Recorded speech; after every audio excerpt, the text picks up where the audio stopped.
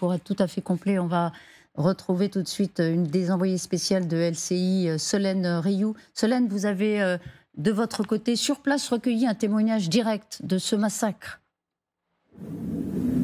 Oui, par message avec un habitant de ce kibboutz de Be'eri.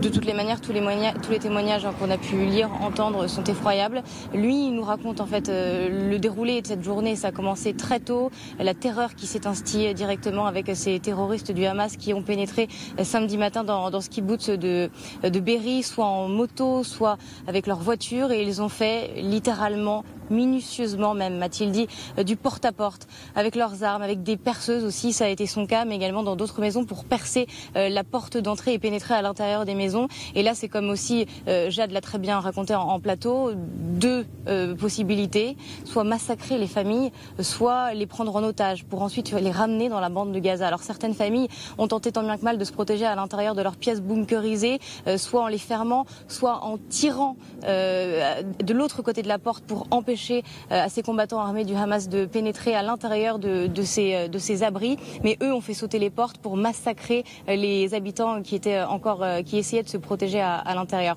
Alors ce qu'il faut savoir également, c'est qu'ils ont déconnecté aussi le réseau de gaz pour ensuite le placer à l'intérieur des maisons et faire aussi sauter les maisons, incendier les maisons sur place. Ce sont des témoignages tout bonnement glaçants. On a pu lire aussi que les terroristes ont décidé par moment d'assassiner les parents devant les enfants pour leur procurer une terreur terrible, ou inversement de tuer les enfants devant les parents pour cette fois leur procurer une tristesse incommensurable. Voilà les scènes d'horreur qui se sont déroulées. C'est véritablement un massacre. Les habitants, les Israéliens ici parlent de crimes de guerre.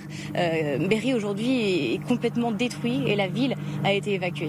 Merci infiniment Solène Rioux d'avoir été en direct pour témoigner de ce que l'on vous rapporte sur ce massacre. Je vous rappelle que vous êtes à quelques kilomètres du lieu de ce carnage. Il n'y a pas de mots, disent les secouristes, comme nous l'a dit Jeanne. Il n'y a pas de mots pour décrire l'ampleur du drame. Ça peut paraître dérisoire, mais c'est important parce qu'on se pose la question de savoir, colonel, si on va découvrir ainsi d'autres tragédies de ce type. Pourquoi on ne l'apprend que ce matin ?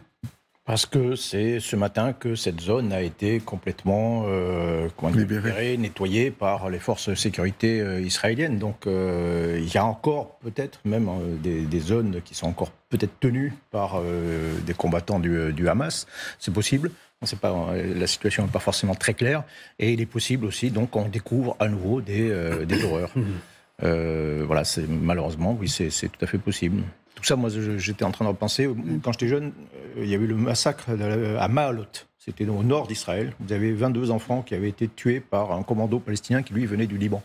Et ça avait suscité une émotion considérable, évidemment, à juste titre. Et je crois que c'était peut-être la dernière fois qu'il y a eu... Non, pas d'attaque à la bombe, pas d'attentat suicide, mais qu'il y avait eu une attaque délibérée sur un village qui avait fait des massacres. Et depuis, je crois que ça n'était plus arrivé. Et là, on a du Maalot puissance 10.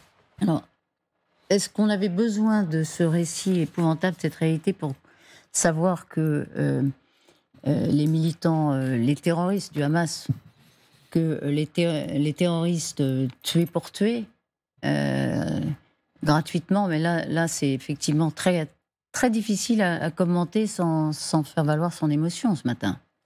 C'était...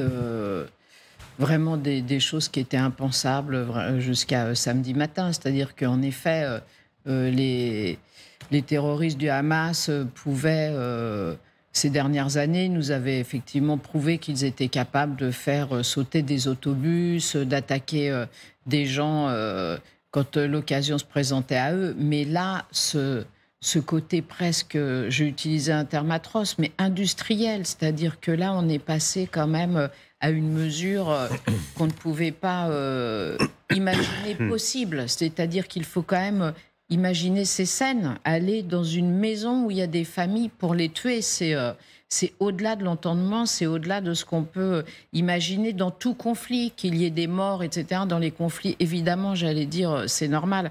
Mais là, le côté systématique de s'en prendre à des gens qui, justement, ne peuvent pas se défendre, si ce n'est se réfugier dans une pièce, dont ils ont tenu la porte durant 15 heures, hein, disait le témoignage là.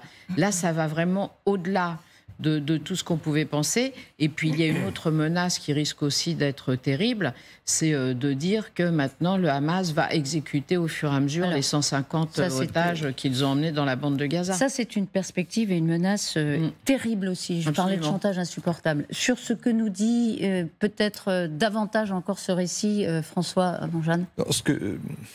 Les massacres dans l'histoire d'Israël et dans le conflit israélo-arabe, j'allais dire, cette histoire est ponctuée de massacres. Alors, mettons à part ce qui s'est passé pendant la première et la deuxième intifada, où il y a eu des massacres, mais c'était évidemment le moyen et la méthode étaient différentes. Mais le résultat était parfois le même, avec un nombre de victimes extrêmement important. Par exemple, les attentats suicides dans les bus, les attentats suicides dans les discothèques, dans les pizzerias, et dans tous les endroits où il y avait précisément des civils proches de la frontière qu'on pouvait atteindre facilement à partir de la Cisjordanie, ou parfois à partir de Gaza avec des exfiltrés.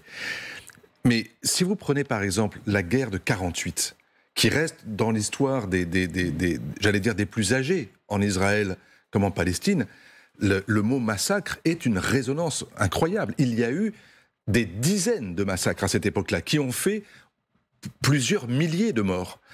Et parce que c'était pour Israël une guerre d'indépendance et c'était pour les Arabes de l'époque une guerre de libération. Et quand vous entendez j'allais dire les textes et les prises de parole des dirigeants du Hamas depuis 72 heures, vous entendez ce mot qui revient. Ce qu'ils font là, ils disent que c'est pour eux une offensive de libération. C'est une offensive de libération de la Palestine. C'est exactement les mots qui sont employés par les dirigeants du Hamas. Autrement dit, quand vous regardez les cartes palestiniennes du Hamas, libérer la Palestine, c'est pas libérer Gaza. Gaza, il y a plus d'occupation depuis 2005.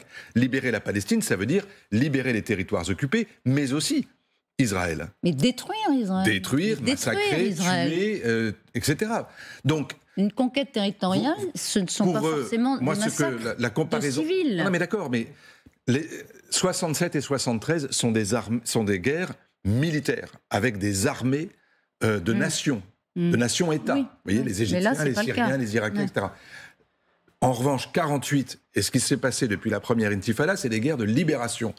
Alors, libération par des actes terroristes, parfois contrôlés, parfois incontrôlés, mais aussi, quand vous regardez l'historicité des massacres entre la fin de l'année 47 et l'année 48, il n'y a que ça, que des incursions dans des kibboutz où on tue tout le monde, que des incursions dans des villages arabes où on tue tout le monde. C'est exactement ce qui s'est passé. Et il y a eu entre 5 700 et 10 000 morts. On tue tout le monde, parce que sur les 108 victimes dont nous parlait Jade, il y a des femmes, il y a des enfants, ce sont des familles qui vivaient à cet endroit-là. Et vous entendez ce que disait à l'instant Solène, ils ont tué les parents devant les enfants, et inversement. Ce que je voulais dire, c'est qu'on est à Be'eri, c'est 4 km de Gaza, donc ce sont des gens qui vivent avec, ou presque, les Gazaouis, qui sont habitués à vivre dans ces conditions-là, et qui en plus, pour la plupart, il y a 1200 personnes, je suis prête à parier qu'il y a 1000 pacifistes. Il y a 1000 personnes qui, dedans, veulent la paix et sont fermement opposées au régime de Benyamin Netanyahou.